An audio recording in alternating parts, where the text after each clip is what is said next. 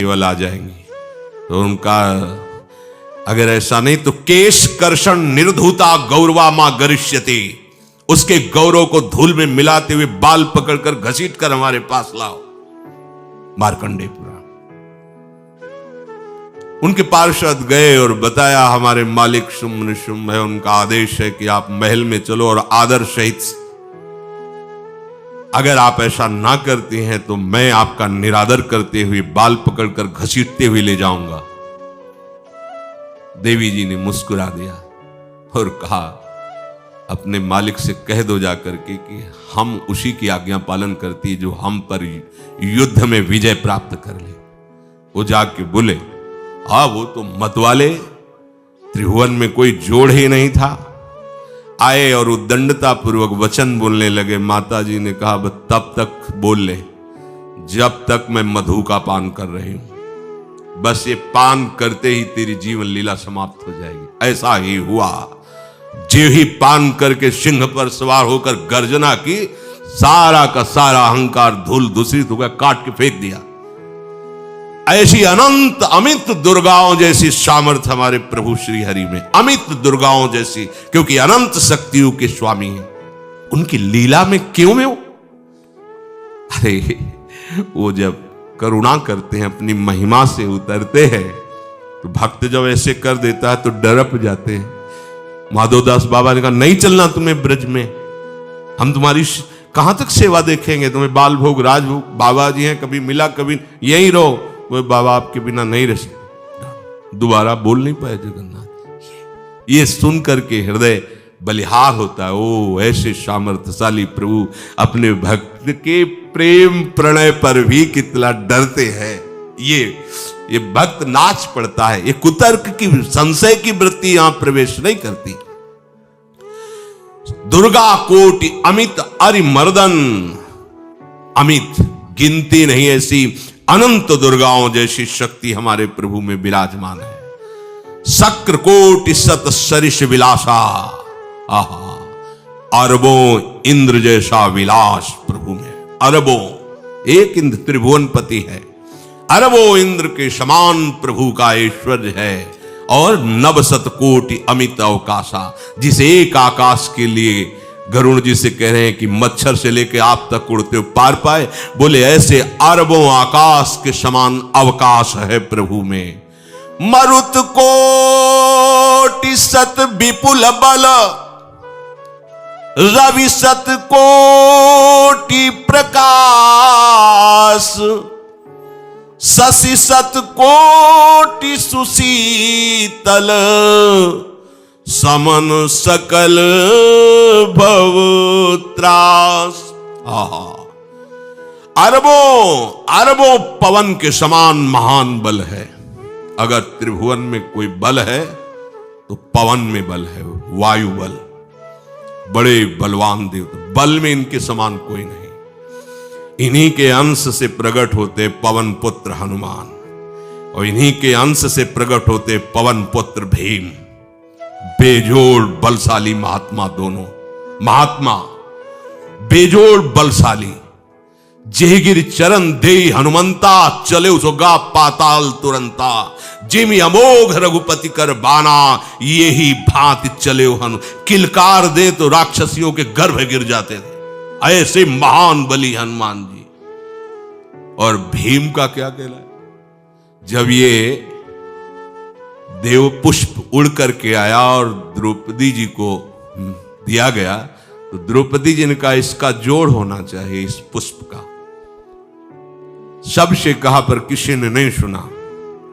भीम ने कहा कहीं भी मिलेगा मैं इससे लाएंगे। ऋषियों ने समझाया कि आगे मत बढ़ो, ये यक्षों की भूमि है, युद्ध हो जाएगा और तुम्हें तैयारी करनी है हस्तिनापुर के लिए, और तुम इधर, वो सब दिव्य हैं, पवन पुत्र हैं, किसकी माने। अपने वेग को बढ़ाया तो महाभारत में पढ़ के देख लो, इनके चलने के वेग से वृक्ष उखड़ उखड़ कर गिर रहे थे। ऐसे जब चल रहे थे तो चलने के वेग से वृक्ष उखड़ जाते थे भीम के। तो हनुमान जी ने सोचा किसी के समझाए तो समझेंगे नहीं, तो आगे पवन पुत्र ही बैठ गए, बूढ़े बानर का भेष लेकर, लंबी पूंछे से मार्ग में। मर्यादा है, किसी पशु को भी नहीं लांघना चाहिए। विवेकवान उपासक ऐसा नहीं कि कोई सो रहा है पशु भी आप उसे लांघ जाए, ऐसा नहीं। जो विवेक है, जो मर्यादा है, वैसे किसी सोते हुए को लांघना नहीं चाहिए। उन्होंने कहा है वृद्ध बानर ये अपनी पूंछ हटा ले और मार्ग दे दे, इस समय मैं विशेष कार्य के लिए जा रहा हूं। तो उनका जब कह ही दिया है वृद्ध, तो आप समझ ही रहे होगे कि वृद्ध में क्या ताकत होती। अब मेरी ताकत पूंछ हटाने की नहीं रह गई है, आपने तो वृद्ध ही कह दिया है, तो आप समझ रहे हो ना, आप पूंछ हटा लीजिए। कहा हमारी आज्ञा की अवहेलना करे, ऐसे उठी नहीं, दोनों हाथ लगाया, नहीं उठी, पूरी ताकत लगा दी। पवन पुत्र भीम की पूरी ताकत लग गई, पूछ जरा से भी नहीं। हाथ जोड़ के खड़े बोले हम समझ गए हमारे बड़े भ्राता आप हनुमान जी हैं, क्योंकि ऐसा कोई बानर सृष्टि में पैदा नहीं हुआ कि मैं उसकी पूंछ ला हिला सकूं। मैं समझ गया।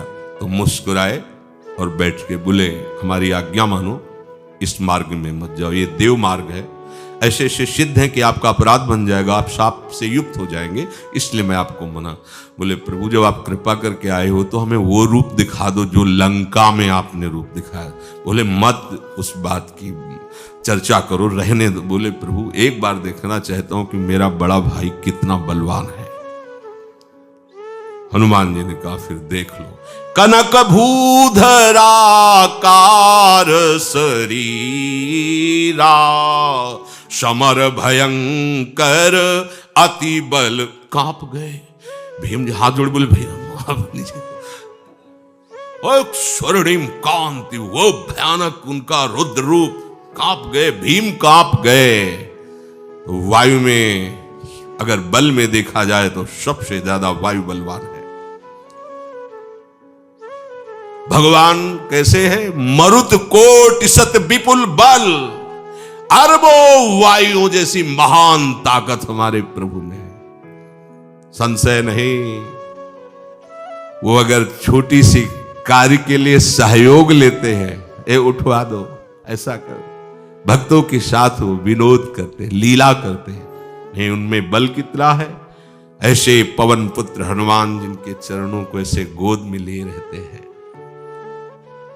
एक उपनिषद में चरित्र आता है कि असुरों पर विजय प्राप्त करने के कारण देवताओं को गर्व हो गया और सभा में नृत्य गान चल रहा था। भगवान जब किसी पे गर्व करते हुए देखते हैं तो उनको अच्छा नहीं लगता। फिर सृष्टि के विधान के प्रधान अधिकारी जब देवतागण और देवराज इंद्र और उन्मत्तता, विजयश्री में उन्मत्तता आ जाती है, तो भगवान ने एक यक्ष का रूप धारण किया और सभा के प्रधान द्वार पर दिखाई दिए। देवराज इंद्र ने कहा कि पता लगाओ ये कौन है, बिना आज्ञा के बिना सूचना के कैसे आ गया है, क्योंकि त्रिभुवन पति है ना। अग्नि देवता ने कहा मैं जाता हूं, पता लगा के आता हूं, क्योंकि किसी बलवान का परिचय पूछने के लिए निर्बल को नहीं भेजा जाता। अग्निदेव गए और कहा आप अपना परिचय दीजिए, कौन हो और यहां कैसे आए हो। तो उनका परिचय लेने के पहले हम आपका परिचय जानना चाहते हैं, आप कौन हो। तो उन्होंने कहा कि मैं अग्निदेव हूं, सामर्थ्य आपकी, त्रिभुवन को उपले की तरह भस्म कर सकता हूं। मैं समस्त प्राणियों के उदर में बैठकर अन्न और जल का पचाकर जीवन दान देता हूं, जीवन पोषण करता हूं। अच्छा, एक तिनका फेंका, हम तुम्हारी बात तभी प्रमाणित, ये उपनिषद की बात, हम तुम्हारी बात तभी प्रमाणित मानेंगे जब तुम इस तिनके को जला दोगे। अब कोई अग्नि देवता से तिनका जलाने की बात कहे, सहज में दृष्टि डाली, कुछ नहीं हुआ, पूरा पावर लगा दिया। यक्ष जी ने मुस्कुरा कर कहा तुम तो कहते थे पूरे त्रिभुवन को उपले की तरह जला दूंगा, अब गिरीवा झुकाई पहुंचे। देवराज इंद्र ने कहा कौन है? बोले असमर्थ रहा उनका परिचय जानने में, वायु देवता। इंद्र ने कहा कि पता लगाओ ये कौन है, बिना आज्ञा के बिना सूचना के कैसे आ गया है, क्योंकि त्रिभुवन पति है ना। अग्नि देवता ने कहा मैं जाता हूं, पता लगा के आता हूं, क्योंकि किसी बलवान का परिचय पूछने के लिए निर्बल को नहीं भेजा जाता। अग्निदेव गए और कहा आप अपना परिचय दीजिए, कौन हो और यहां कैसे आए हो। तो उनका परिचय लेने के पहले हम आपका परिचय जानना चाहते हैं, आप कौन हो। तो उन्होंने कहा कि मैं अग्निदेव हूं। सामर्थ्य आपकी, त्रिभुवन को उपले की तरह भस्म कर सकता हूं। मैं समस्त प्राणियों के उदर में बैठकर अन्न और जल का पचाकर जीवन दान देता हूं, जीवन पोषण करता हूं।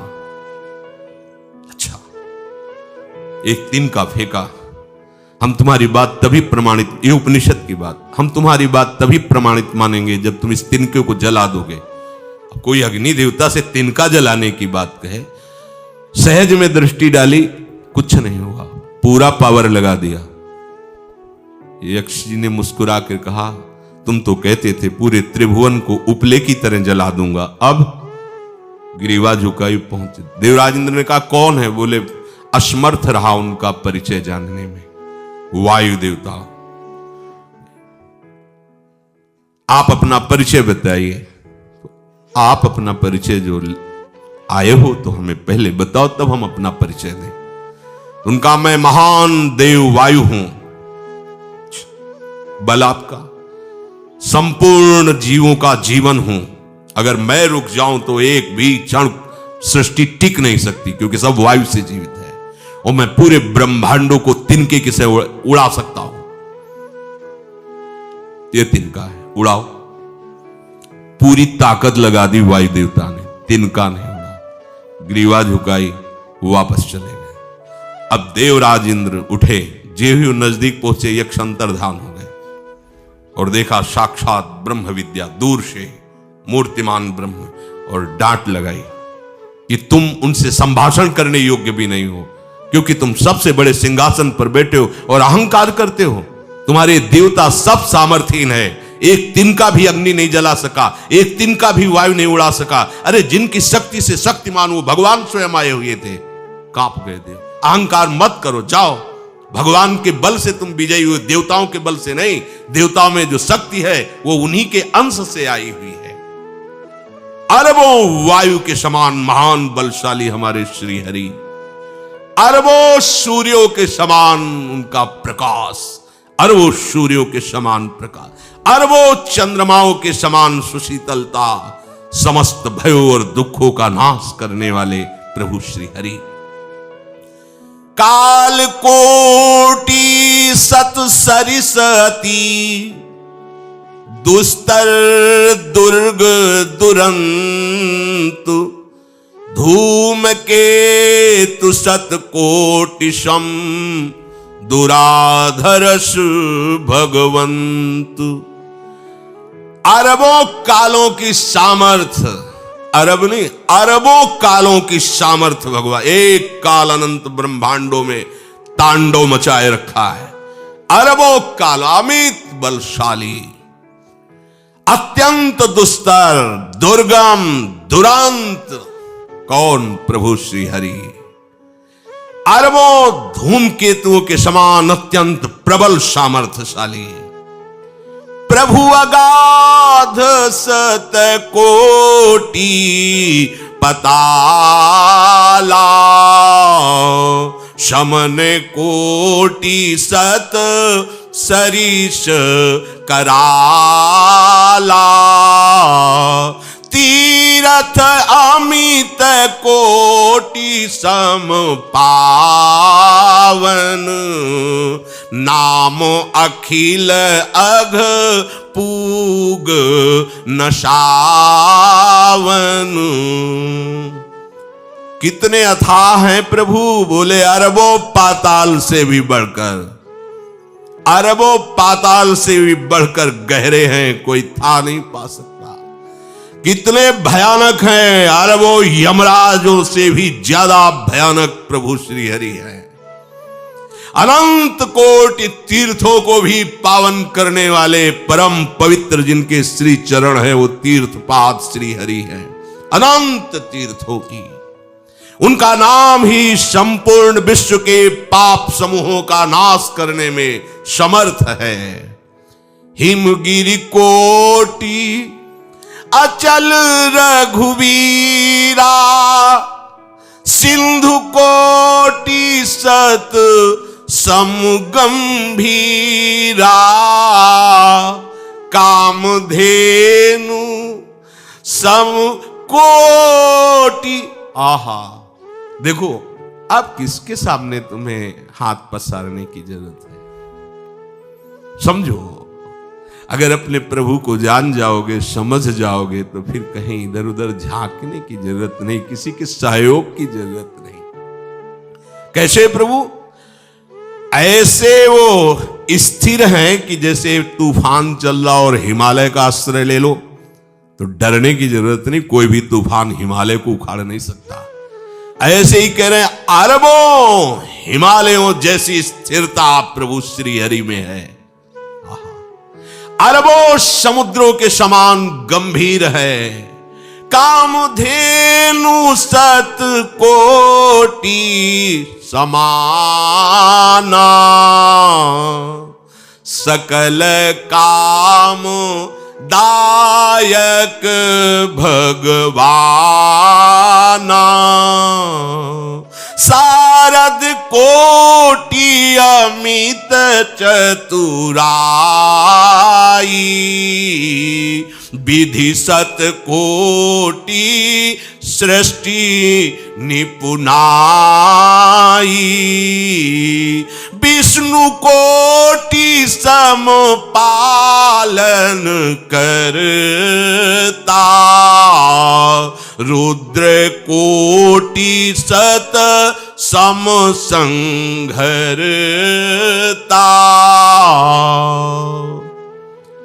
अरबों कामधेनुओं के समान प्रभु श्री हरि है। एक कामधेनु मिल जाए तो निहाल हो जाए है। हमारे श्री हरि कैसे?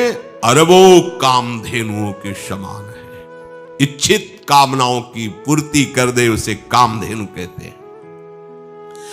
प्रभु में कितनी चतुरता है! अनंत कोटि सरस्वतियों की एक सरस्वती ब्रह्मांडों का संचालन करती है, बुद्धि के अधिष्ठात्र देवी हैं। यहां क्या, हमारे श्री हरि अनंत कोटि सरस्वतियों की चतुराई समाई हुई है। अरबों ब्रह्माओं के समान सृष्टि रचने में समर्थ। एक ब्रह्मा प्रकट कर दिया, ये वैभव प्रकट हो गया। अरबों ब्रह्माओं जैसी सामर्थ सृष्टि रचना की प्रभु में है। आहा, और अरबों विष्णुओं के समान पालन करने की सामर्थ प्रभु में है। अरबों शंकर के समान संहार करने की सामर्थ्य प्रभु में है। धनद कोटि सत समधन वाना, माया कोटि प्रपंच निधाना, भार धरन सत कोटि अहिसा, निरवधि निरूपम प्रभु जगदीसा। अरबों कुबेरों के समान धनवान है। अरबों मायाओं के समान सृष्टि करने में सामर्थ्यशाली है। अरबों शेष भगवान के समान अनंत भार उठाने में समर्थ है। जगदीश्वर प्रभु श्री हरि की कोई उपमा, कोई सीमा नहीं है। ये उपमा रहित और सीमा रहित है। निरुपम न उपमा आन राम समान, राम निगम कहे, जिम कोटि सत खद्योत समु, रवि कहत अति लघुताल है। यही भांति निज निज मति विलास, मुनीस हरि